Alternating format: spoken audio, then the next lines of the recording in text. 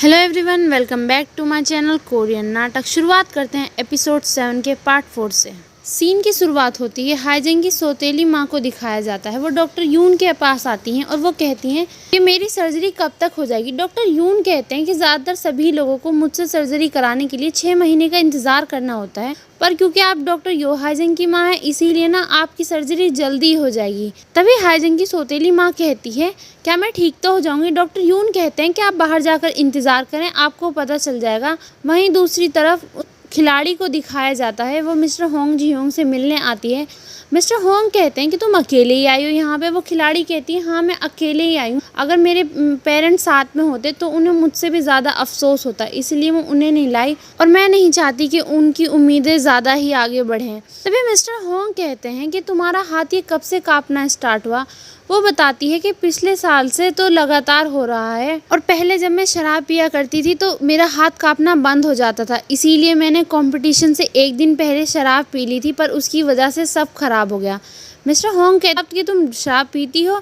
वो कहते नहीं, मैं इतनी कमज़ोर इंसान नहीं हूँ, मैं बहुत ही नॉर्मल परिवार से हूँ और मैंने अपनी पूरी ज़िंदगी मेहनत की है और यहाँ तक आई हूँ। और वो अपना हाथ दिखाती हैं, काँप रहा होता है। तो डॉक्टर होंग से कहते हैं कि आप इसे सही कर देंगे और मैं इसके लिए कुछ भी करने को तैयार हूँ ताकि मेरा हाथ ये कांपना बंद हो जाए। मिस्टर होंग कहते हैं पहले हमें ना कुछ टेस्ट कराने होंगे और उसके काफ़ी सारे कारण हो सकते हैं आपके हाथ के कांपने के, और इसकी पहचान करना थोड़ा मुश्किल है। अभी वो खिलाड़ी कहती है कि जिन डॉक्टर ने प्रॉमिस किया था मुझसे कि वो ठीक कर देंगे, वो भी इसे ठीक नहीं कर पाए, आप जाने दें। और मैं नहीं चाहती कि मैं किसी ऐसे डॉक्टर से इलाज कराऊं जिसे खुद पर यकीन नहीं हो। तभी मिस्टर होंग कहते हैं आप जो ना काफ़ी बेसब्र इंसान हैं, तुम नतीजे पर काफ़ी जल्दी पहुंच जाती हो, तुम पहले जैसी नहीं रही जब तुमने गोल्ड मेडल जीता था। मिस्टर होंग कहते हैं कि तुम मुझ पर यकीन कर सकती हो, क्योंकि जो लोग कहते हैं कि उन्हें खुद पर भरोसा नहीं है वो काफ़ी मेहनत करते हैं, अपने आप पे क्वेश्चन करते हैं और वो लोग ना मिस्टेक काफ़ी कम करते हैं क्योंकि वो हमेशा कोशिश करते हैं अपना बेस्ट करने की। ये सीन चेंज होता है, वहाँ पे एक साइन करते हुए दिखाया जाता है और कहा जाता है कि आपको काफ़ी सारे टेस्ट कराने होंगे, ब्लड टेस्ट, यूरिन टेस्ट, और ये सब बातें सेकेंड ईयर के रेजिडेंट डॉक्टर्स हाईजंग की सौतेली माँ से कह रहे होते हैं। अगर आपकी सर्जरी नहीं हुई तो आपको 1 महीने बाद ये टेस्ट फिर से कराने होंगे। तभी हाईजंग की सौतेली माँ कहती हैं कि हमें क्या 1 महीने का इंतज़ार करना होगा सर्जरी के लिए, और तुम्हें पता है ना डॉक्टर यो हाईजंग मेरी बेटी है। तभी सेकेंड ईयर के रेजिडेंट डॉक्टर कहते हैं कि मैम आप काफ़ी बेसब्र हैं, मैं आपको ये कह रहा हूँ कि नॉर्मली ऐसे काम होता है, पर क्योंकि आप यो हाईजंग की माँ हैं तो इसीलिए आपको वीआईपी ट्रीटमेंट दिया जाएगा और आपकी सर्जरी 2 दिन में हो जाएगी, और ये सब डॉक्टर यो हाईजंग की वजह से होता है। तभी वो कहती हैं कि हाईजंग के इस हॉस्पिटल की इतनी ज़रूरी है। तो सेकेंड ईयर के रेजिडेंट डॉक्टर कहते हैं कि हाँ वो बहुत इम्पोर्टेंट है। तभी हाईजंग की माँ कहती है कि इसमें क्या अच्छा, हाँ वो एक अच्छी इंसान तो है नहीं, और मुझे इतना टाइम हो गया यहाँ पे आए हुए, वो मिलने भी नहीं आई मुझसे अभी तक, और ये सब मैं इसीलिए आसानी से जाने दे रही हूँ क्योंकि मैं उसकी माँ हूँ, वरना अभी तक मैं लोगों को बताती कि उसने मेरे साथ कितना बुरा व्यवहार किया है जब वो यंग थी, वो यहाँ पे हमारी सोसाइटी में रह भी नहीं पाती अगर मैं ये सब बता देती। तभी हाईजंग की सौतेली बहन अपनी माँ को रोकती है और कहती है कि हम टेस्ट कब करा सकते हैं। सेकेंड ईयर के रेजिडेंट डॉक्टर कहते हैं कि आप आज से ही करा सकती हैं। तभी हाईजंग की सौतेली माँ कहती है कि क्या फैमिली मेम्बर को इसमें भी डिस्काउंट मिलता है या सिर्फ सर्जरी में।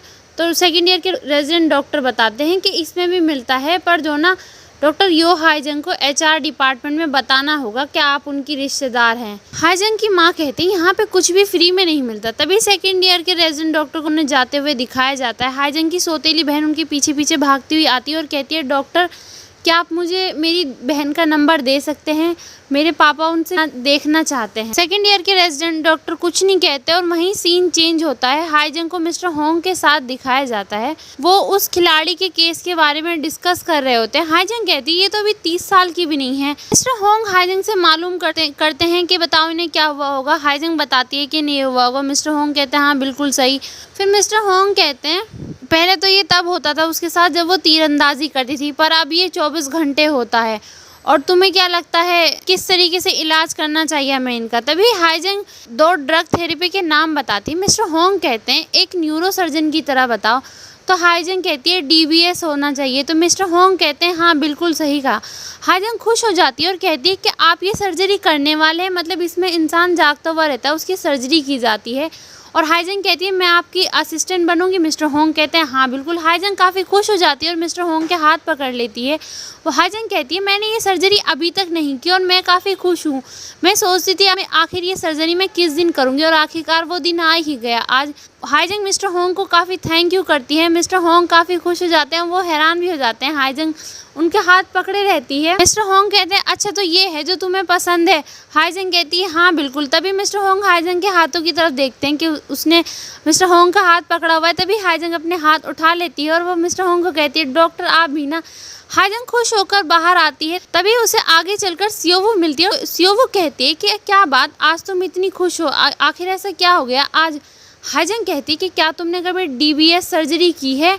तो सियोवू कहती है नहीं की, तो ऑब्वियस सी बात है। तो हाईजंग कहती है इतने बड़े हॉस्पिटल में तुम काम कर रही हो और तुमने अभी तक ये सर्जरी नहीं की। तभी सियोवू कहती है कि तुम क्या सबको ये बताना चाहती हो कि तुम छोटे से गांव से आई हो। सियोवू कहती है फेलो सर्जन के लिए ये सर्जरी करना बहुत मुश्किल है और तुम क्या ये सर्जरी करने वाली हो।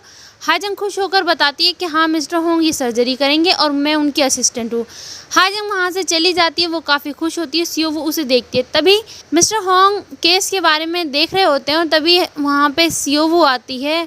सियोवू मिस्टर होंग से कहती हैं कि मैं आपकी असिस्टेंट बनना चाहती हूँ ली सोजुन के सर्जरी में।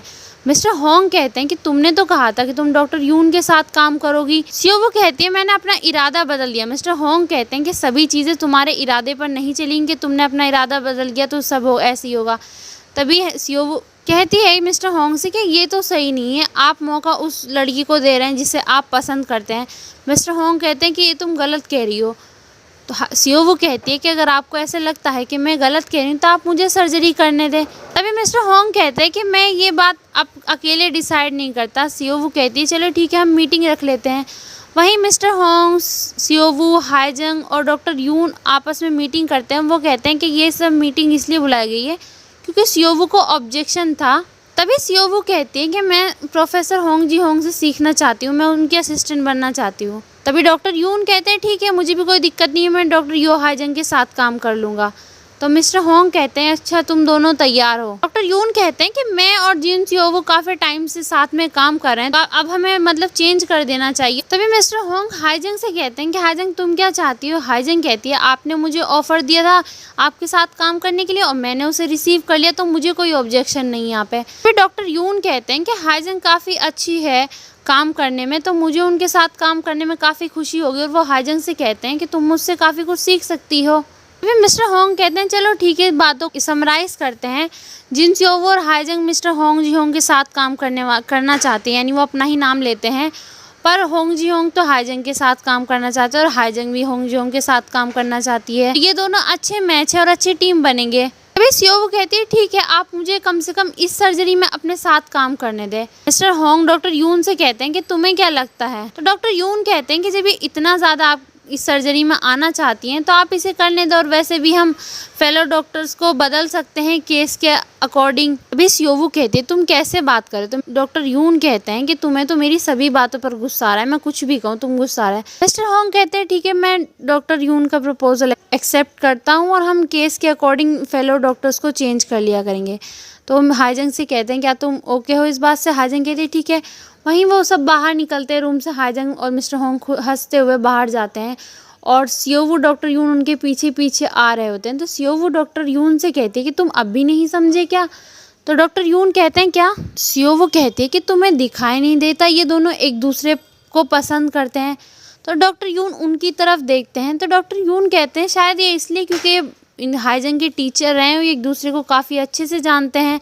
सियोवू कहती है तुम भी उसी रास्ते से गुजरोगे, वही पेन सफ़र करोगे जो मैंने किया है कि जब आप किसी को पसंद करते हैं और उसे किसी दूसरे के पास जाते हुए देखना। डॉक्टर यून कहते हैं तुम मुझे जानती हो ना, मैं प्यार को मेंटेन तो बनाए तो नहीं रख सकता पर मैं उसे शुरुआत करने में काफ़ी अच्छा हूँ और अभी तो मैंने शुरू भी नहीं किया है और जब मेरे कंपटीशन है तो इसमें और भी ज़्यादा मज़ा आएगा अब तो, और मुझे काफ़ी मोटिवेटेड फील हो रहा है।